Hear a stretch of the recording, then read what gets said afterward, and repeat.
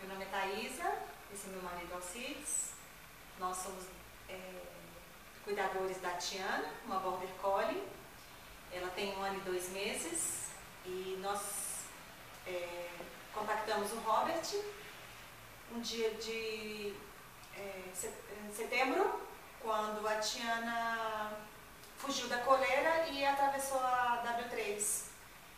Só por sorte o sinal estava fechado e não aconteceu nada a ela.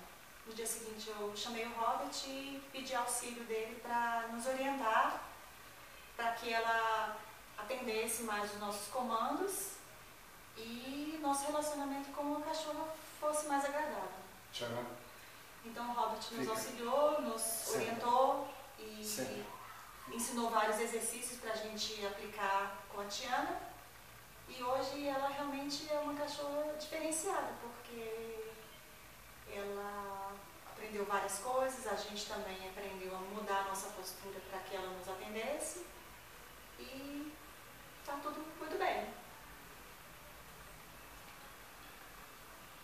Nós escolhemos o Border Collie porque nos disseram que era uma raça muito inteligente, que era uma raça que aprendia truques com muita facilidade.